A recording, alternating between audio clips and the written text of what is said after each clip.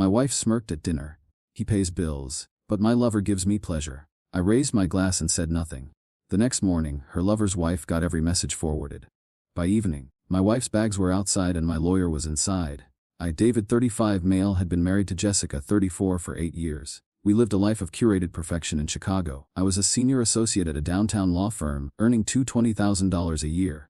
Jessica worked as a part-time art consultant for wealthy clients, bringing in about $50,000. Our life was a series of charity galas, exclusive dinner parties, and weekends at our country club. I worked long hours to fund this lifestyle.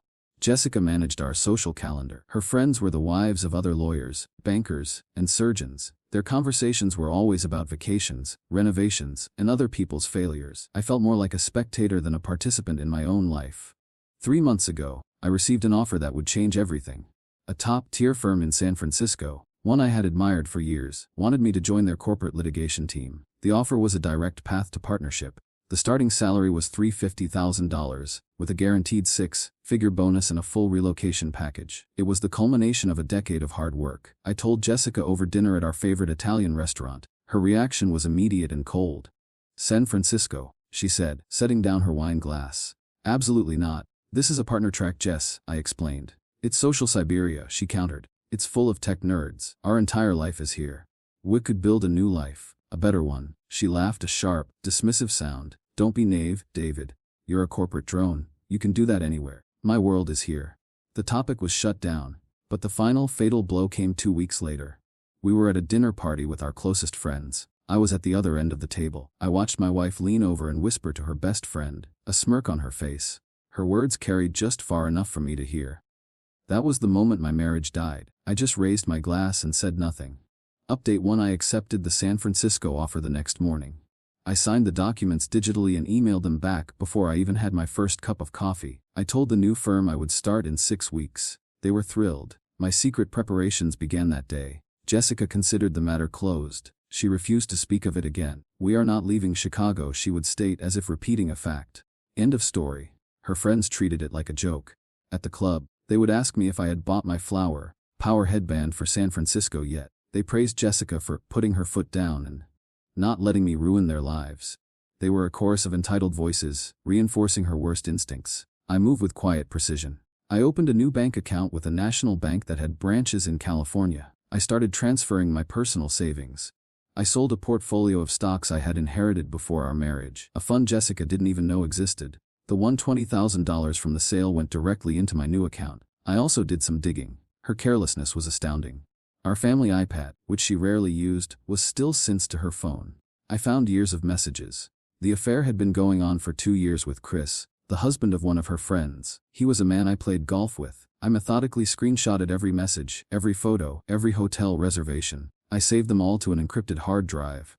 My case was building. Update 2: The night I heard her damning words at the dinner party, I went home and felt a chilling sense of clarity. The next morning, I executed my plan. At 7:00 a.m., I emailed every screenshot, every piece of evidence to Chris's wife, Emily. The subject line was, "Information regarding your husband," who at 8:00 a.m., I called my lawyer, the most ruthless divorce attorney in Chicago. I told him everything. He was at my house by 10:00 a.m., papers in hand. While he waited, I went upstairs. I packed every one of Jessica's designer dresses, shoes, and handbags into her expensive luggage. I placed the bags neatly on our front porch. Jessica arrived home from a spa morning at noon. She saw her bags and her face contorted with confusion, then rage. She stormed inside. "What is this, David?" she screamed. "What is wrong with you?" I didn't answer. I just gestured to my lawyer, who was sitting in our living room. He stood up and handed her a folder. "Mrs. Hayes," he said calmly, "you are being served with divorce papers." She looked from him to me, her eyes wild. "Divorce? Are you insane? I know about Chris," I said, my voice flat and cold. "Emily knows too. I believe she's at her own lawyer's office right now." The blood drained from her face. The fight went out of her. It was replaced by pure, animal panic. She started to cry, to plead. "It was a mistake! David, please, don't do this!" "The mistake was thinking I was a fool," I said. "Our prenup has an infidelity clause. You get nothing. My lawyer will handle the rest." "You can't just throw me out. This is my home." "You have your lover," I said, turning away. "I have my career. I'm choosing my self-respect." Update 3: The fallout was swift and brutal. The infidelity clause in our prenuptial agreement was ironclad. Jessica was entitled to none of my assets, none of my income, and no alimony. The house was in my name, purchased before the wedding. She was left with her personal savings and whatever she could make from her part-time job. Her emotional state was a predictable storm. First, she was furious, leaving me dozens of screaming voicemails. Then she tried bargaining, sending texts promising she would end the affair and go to therapy. When I didn't respond, she sank into a performative depression, telling mutual friends she was heartbroken.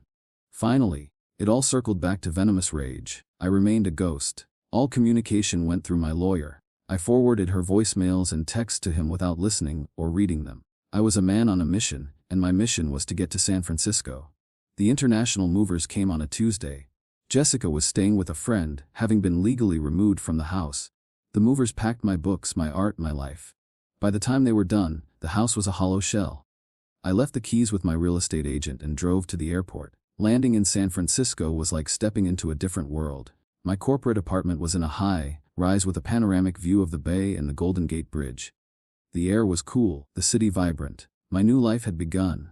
My work was intense, demanding, and deeply rewarding. I was surrounded by some of the sharpest legal minds in the country. I felt challenged and alive for the first time in years. Update 4: the next 6 months were a period of rapid growth. I established a new routine. I ran along the Embarcadero every morning, watching the sun rise over the bay. I joined a rowing club. I spent weekends exploring wine country in Napa and Sonoma.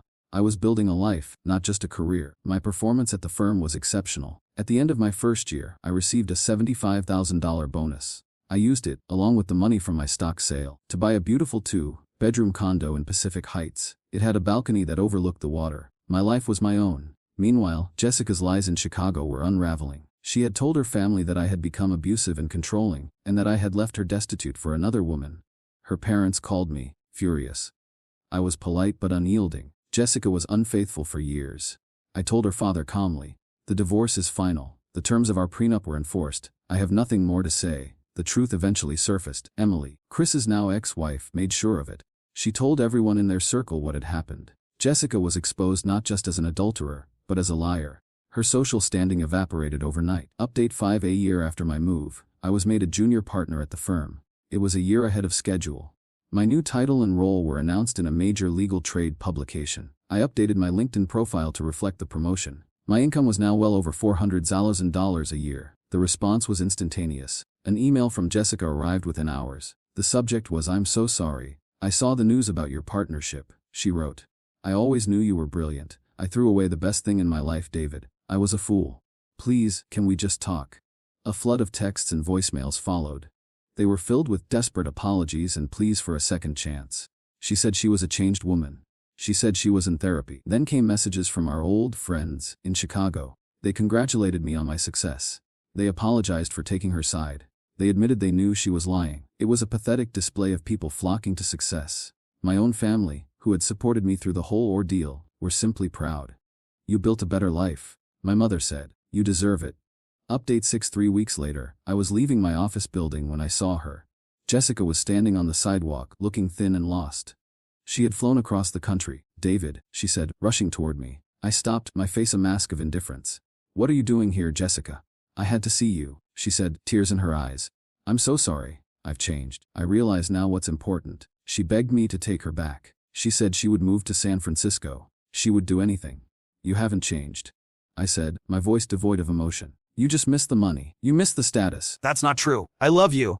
"No," I said coldly. "I remember your exact words. He pays the bills, but my lover gives me pleasure. You made your choice. You chose pleasure over partnership.